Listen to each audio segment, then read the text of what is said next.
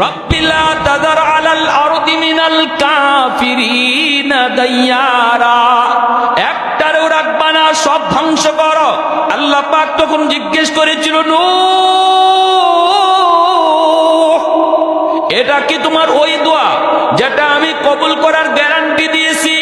সকল নবীদের একটা দোয়া বদদোয়া কবুলের গ্যারান্টি দিয়েছি, এটা কি তোমার সেই দোয়া? নূহ নবী কয়, মালিক ওটা আমার সেই দোয়া। আল্লাহ কয়, তাহলে তো আর দেরি হবে না, গ্রান্টেড। রব্বুল আলামিন সব ধ্বংস করে দিল। শুধুমাত্র একটু বোঝানোর জন্য বলছিল, রে নূহ, আমার বান্দাদেরকে আমি আল্লাহ নিজের হাতে বানাইছি, নিজের হাতে বানাইছি। যেই মানুষগুলারে আমি নিজের হাতে বানাই, এই মানুষগুলারে নিজের হাতে মারতে আমি আল্লাহর বড় কষ্ট লাগে। বুঝতে হলে তোমাকে একটু বোঝাই, নিজের হাতে কতগুলি হাড়ি পাতিল বানাও, বানাইছেন যেভাবে মন চায় সেভাবে মনের মাধুরী দিয়ে তুমি বানাও। নূহ নবী মনের মাধুরী দিয়ে অনেকগুলি হাড়ি পাতিল বানাইয়া আল্লাহ কয়, এখন বাইরিয়া সব ভেঙ্গে ফেল, লাঠি হাতে নিয়ে সব ভেঙ্গে ফেল। নূহ নবী কয়, মালিক বানাইলাম মনের এত মাধুরী দিয়া, এখন আবার ভাঙতে বলো, কষ্ট লাগে। আল্লাহ কয়, নূহ, মাটির কিছু জিনিস বানাইছো, জীবনও দেও নাই, রূহ দেও নাই, প্রাণও দেও নাই, মুখ দিয়া কথা বলতে পারে না, হাত দিয়া নড়তে পারে না, তোমাকে মালিক কইয়া ডাকও দিতে পারে না। কিন্তু যেই মানুষগুলির আমি আল্লাহ মাটি দিয়া বানানোর পর তাদের রূহ ঢুকাইলাম, হাত দিলাম, পা দিলাম, চোখ দিলাম, জবান দিলাম, আমি আল্লাহরে আল্লাহ কইয়া যেই জবান দিয়া ডাক দে, যে কপালটা দিয়ে আমাকে সেজদা দেওয়ার জন্য কপাল বানাইলাম, ওই মানুষগুলির আমি ভাঙতে বুঝি আমি আল্লাহর কষ্ট লাগে না? আমার বুঝি কষ্ট লাগে না? নূহ আলাইহিস সালাম তিনি তো চলে গেলেন। একজন বুড়া মহিলায় তখন ডাক দিয়া বলতেছিল, নবী গো, আমি অনেক বৃদ্ধা মানুষ, আমাকে আপনি ইয়াদ করে নিয়ে যাইয়েন, আমি কিন্তু পারাপারি করে নৌকায় উঠতে পারবো না, আমি বড় দুর্বল। নূহ নবী বলতেছিল, মা গো, তোমাকে নিব, কিন্তু নবী তার নৌকায় তুলতে ভুলে গেছেন, তিনি তো চলে গেছেন। ভাইরা বন্ধুরা, চলে গেছেন তো গেছেন, প্লাবন শেষ হওয়ার পর মনে হলো, হায় হায়, আমি তো বুড়িমার কথা ভুলে গেলাম, মা তো আমাকে বলছিল তাকে নিয়ে যাওয়ার জন্য। নূহ নবী দৌড়ায় তার কাছে আসলেন। ভাঙ্গাচোরা একটা ঘর, তাম দুনিয়া মহাপ্লাবনে একদম শেষ হয়ে গেল, কিছুই থাকলো না। কিন্তু নূহ নবী আসছেন, তাও মনের একটা টানে দেখি গিয়ে কিছু ধ্বংস অবশেষ পাওয়া যায় কিনা।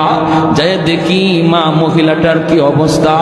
আল্লাহর নবী আয়েশা দেখেন ভাঙ্গাচোরা ঘর এখনো আগের মতোই দাঁড়ায় আছে। নবী অবাক হয়ে গেলেন, এত ভারী ভারী পাহাড়ের মতো উঁচা উঁচা বাড়ি, দালান কোঠা কিছুই নাই, কিছুই নাই। আর ওই ভাঙ্গাচোরা ঘর, এই ঘরটা এখনো আগের মতোই দাঁড়ায় আছে। নবী দরজার পাশে এসে ডাক দিলেন, মা। মহিলা ঘর ঝাড়ু দিতেছে আর আল্লাহর নাম জপতেছে, জিকির করে আর ঘর ঝাড়ু দেয়। নবী যেই মাত্র বাহির থেকে ডাক দিলেন, মা। মহিলা ভিতর থেকে কয়, নবী গো, তুফান কি শুরু হয়ে গেছে নাকি?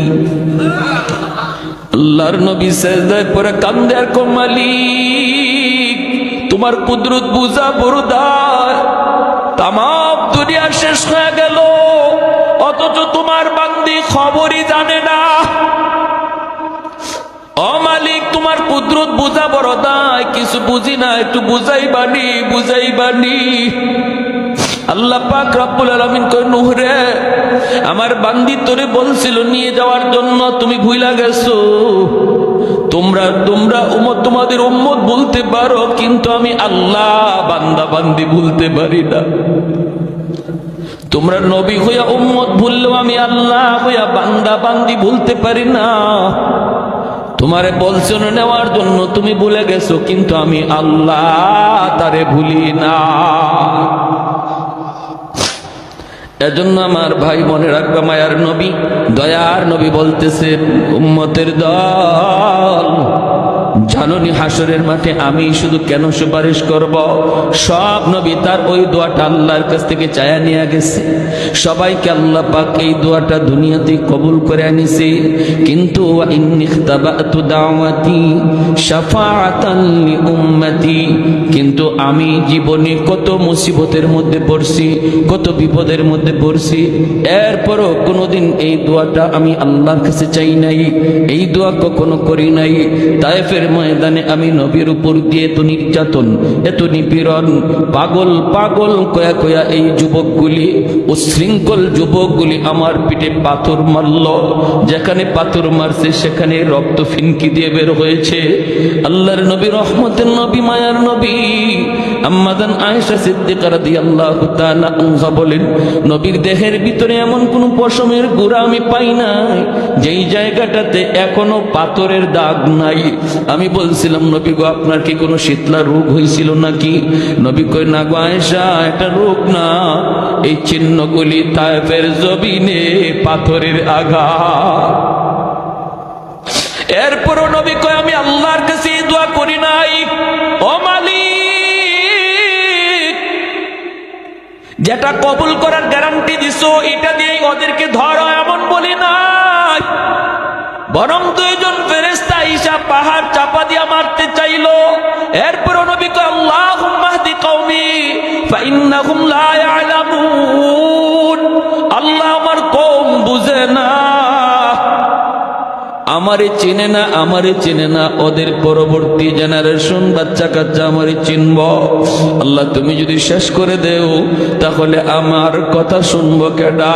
আমি কাদের মাঝে দাওয়াতের কাজ করবো, কাদেরকে তোমার কথা শুনাইমু?